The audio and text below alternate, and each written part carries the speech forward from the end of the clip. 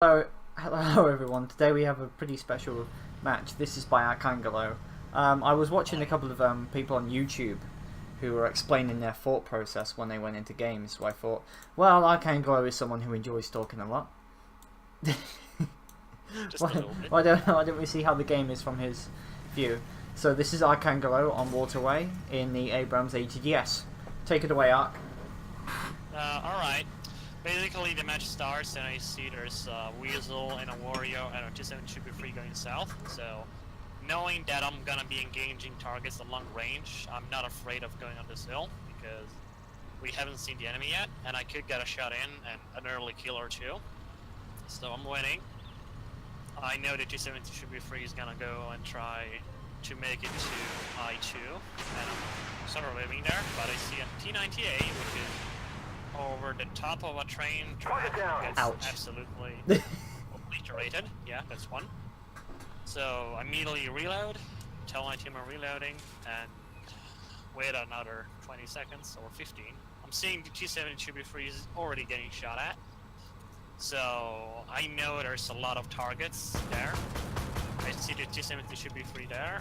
Try to scare him off with the autocannon because I'm still reloading. I'm also noticing that the whole top of the map is ours already, so it's not a matter of the enemy team going the other side. They're just camping very hard on that hill and everywhere around it, pretty much. I'm seeing somebody trying to blind shoot. I haven't been spotted there. And I'm still waiting for this T-70 should be free to try spotting that enemy T-72. So I'm expecting the enemy to make a move to kill him because he's a very important target for us. Sorry, teammate for us. And I'm watching him go forward and try spotting them. I see him stop. There's an Abrams, but he's in cover. I wasted a missile. One of the 24, which is not really good. Reloaded already. And I'm seeing that the enemy's trying to make a break, but I spot the T-72, try to shoot him. One of them lands, the other one I don't know, the third one is probably a miss. So now that the T-70 should be free is dead, and that the enemy could get close enough for me to get spotted and deleted at long range, I decide to go back behind the hill, make a turn, and go into the middle, because I'm seeing a lot of MBTs and they have already engaged my team. So I have the perfect situation for the ATGS. You need somebody to distract the enemy long enough for you to get into firing range and kill it. I'm seeing a T90 MS that's in the middle. I track him, and he's dead. Yeah. Just a small launch before I get to the to the middle of the map. I didn't expect him to go all the way south. Like, he saw his own teammate get deleted by an ATGS, and I didn't expect him to say he did. So I'm looking at this challenger, he's side on, I know he's gonna be aiming at me, I smoke up. He manages to bounce. I'm trying to shoot at the tracks, I'm kind of undecided to which track I should shoot. I'm gonna almost try to kill him, but I see 96A, which has no idea I'm here, so I kill him first. I turn around, I see him turning already, but I have 20,000 DPM and module damage. So that glorious 20,000 DPM. Yep. I turn around and I'm seeing that we are still somehow not winning this already. I'm going along the railroad so that I can try and shoot the M1A1. I got him once, the second missile is in the air, but he dies before it lands. So now we know that there's one MBT camping and 2 TDs that are probably over the hill all the way back into like J8, which is usually a very hot spot for TDs that don't know where to go. So I'm moving along the railroad to stay hidden, but I see a Centaur 120 trying to make a break for it. I'm just shooting one ATGM because I know he's gonna be in cover. I somehow get him. CDRCR, APS gets the first one. The second one hits because I get the commander telling triggering this skill, the accuracy. So I know he is already damaged. I'm moving forward very aggressively because I know none of my teammates are gonna do it. So I see the RCR, he's dead. I see the Centaur 120, he's dead. I'm moving forward, trying to stay in the lower ground because there's an end that shot me already. I see 50-70 should be free, gonna try tracking him. But yeah, he's backing up. He probably hasn't prepared it. Yeah, he has it. Going around the side, he shoots me twice because balanced Russian reload time, and he dies. He might have gone in you there, actually. Yeah, he probably could have if only the Centaur 105 or the NM shot me, but they were already running away. I'm seeing the Centaur 105, and he dies, even though I ran out of ATGMs already. And there's only the NM now. The hit in the back of the map for the whole game, and has now gone into camping, hopefully trying to kill one of us before he himself gets taken out. So I'm just pressing W for more damage now. There's no point in me surviving. And I see him, I'm clipping him to death, but somebody else kills him. I'm honestly surprised he wasn't using the top-down attack missiles though. Yeah, I probably was using it, but sometimes the missiles at short range are bugged and hit the target instead of going over it. He may have had some issues with that. That's why I'm always trying to use the normal ones, unless I am, like, on the other side of the hill, I'm trying to shoot somebody, and I don't see the weak spot. It's very useful. But yeah, this thing is just disgusting in every single map, if you know where to go. And as long as you're not the one getting shot at, like in this case, there is nothing to stop you. You will just destroy everything in seconds, even if it tries to kill you, as soon as it sees you.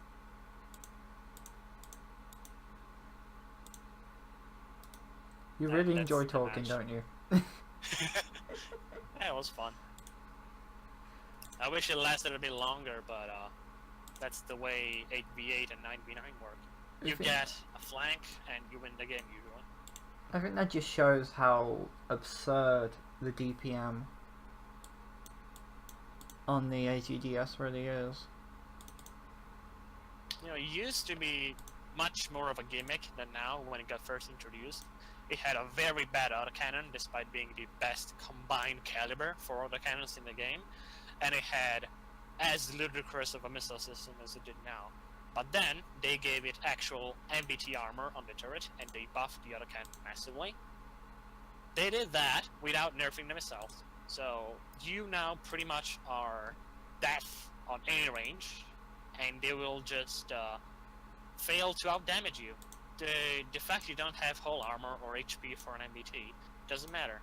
Like, you've got triple the DPM of mostly everything you'll come across, and you can simply roll over them. If they rebalanced the ATGMs to have a slower rate of fire and gave it more armor to not be as overpowering, but give it more presence in the front line, it would have been a much more balanced tank to play. As you can see, Arcangelo pretty much did catastrophic to half health on most of the enemy team. Pretty much killed all of them except for 3. That much. I've had even bigger damage games. I've had 18,000 in full matches because I ran out of missiles, but I just spent the rest of the game playing like a light tank with an autocannon. Like pretty much a martyr with more DPM, because that's what literally it is. It's got more gun depression, more turret armor. You could actually play it better than a martyr, even if it was the same tier and he only had the autocannon. It would be a better tank than the martyr, and the martyr is already very good at killing enemies. He got Iron Dragon, which is do the most damage. Steel Eagle, which I believe is spotting. No, Steel Eagle is for dealing assist damage to a lot of enemies. Oh. And Steel Sword is for 7 kills or more, until you get to 9, I think. Then you get Golden Sword or something. Something to get. More modifiers. Like, if I'm looking through the modifiers of this match, I basically got a good 1 million of credits by itself, and then the medals gave me over 2.5 million credits. You did 15,413 damage, 1 spotted enemy, and 7 enemies destroyed, with 2.2 million credits earned. Tell me, why are you using Joshua Seagrove? Basically, Joshua Seagrove is not a good tank destroyer commander. He's made for Terminators for the simple reason that he doesn't get camo or camo retention, not as much as you'd wish to. But he does get some very interesting skills to use on the HDS and every other Terminator that doesn't use thermal barracks. Basically, he has a core skill that if you're trying to engage a target at above 300 meters with the autocannon, is going to help you a lot. It's a lot of extra accuracy. Then you get a lot of module damage skills that are going to improve your tracking performance and basically help you delete the enemy faster once it's immobilized. Then he also gets crew and crew resilience skills and crew stat skills, improving gun handling, hull traverse, turret traverse, mobility. They're gonna make your job much easier, especially on tanks that don't have much mobility, like the Terminators. And he even gets skills that are very useful, and I wish other commanders had, that give you better hull traverse and better turret traverse when you destroy a module. Meaning that if you're close range with the AGS, you track somebody, and the skill activates, giving you more hull traverse, allowing you to get behind them faster. So It's you an got amazing vehicle. 7 out of 10 kills, half the damage, half of the spotting, well, a quarter of the spotting damage, and half of the reputation. You did 4,000 damage less than the entire enemy team combined.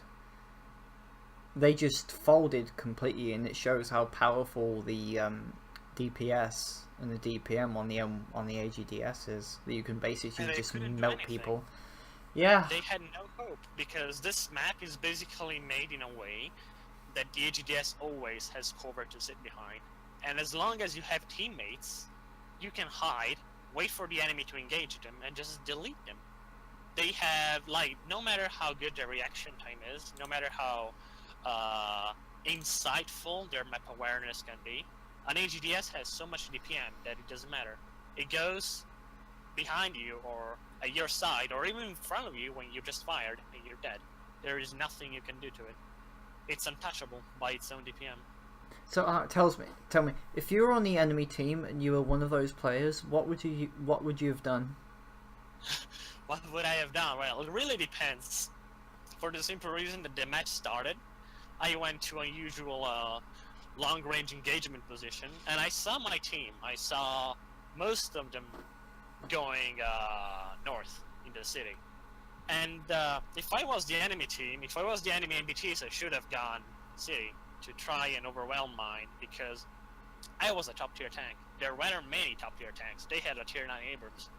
If they went into the city and left me to rot on that camping hill, I would have done much less. I only got overwhelmed by the time I got around the map. And same for the tank destroyers. We had a Weasel, a T-70 should be free, and a Warrior doing the spotter job. They had all of their non-MBTs camping on a hill. The only two people that got forward and tried to spot were the T-90MS and a T-98, which I both murdered horribly because they had no spotter. If they had somebody with vision range, I wouldn't have been able to do that without taking damage. And once the AGDS gets under like 1,000 HP, it's forced to play very defensively, and that hurts the AGDS performance because you have to play very aggressive to do damage, especially in PvP. You have to get in, and you have to exploit every single possible chance to do damage in order to be effective. Because if you stay still, they're gonna have one more tier 9 tank that does things and has armor, and just overwhelm your team before you can do anything. So they had very little initiative. They saw a hill, they camped on it with whatever tank they had, and it cost them. Sounds very much like a World of Tanks player mentality, or a War Thunder one.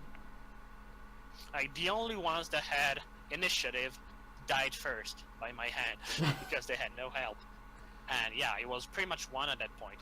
Despite us losing tanks trying to push that hill, it was only a matter of time. We had them surrounded, and waterway, despite having a very open, like, south area, you can get very close to the hill while still being in cover. And that was their end, pretty much. Mm-hmm. Any final thoughts? I'm still surprised the AGDS has not been rebalanced yet. Because if I had to choose between the most 5 overpowered vehicles in the game, the GDS would be a close fourth, third, and a lot of people had it. Like a lot of people received it. When the campaign ended, there's supposedly over 900 Abrams AGGSs running around, and the overperformance issue is not only in PvP, but also in the lobs and PvE. You can have 50,000 games in DGS in PvE if the map has enough bots for it. You just destroy everything, and it's one of those tanks that instead of being rebalanced to be more flexible, have more armor, have slightly better mobility, or I don't know, a skill, like designate target maybe because it's got a radar dish. No, they just buffed the missiles and the autocannon and left it as it was, and this is the result. It's just a tank made to exploit mistakes as best as it can with its weaponry, and it just overpowers everything in that way. Like, it's got too much DPS. In both weapon systems? Sorry? Yeah, like, it's got tier 11 weaponry. There's no other vehicle with as good as a missile system as this. Like, above 50 meters, you are the best missile vehicle in the game, even better than T-15. And at close range, you have the best autocannon in the game. And the tank barely feels underperforming when compared to tier 10 vehicles, and it's a tier 9, and it's a premium.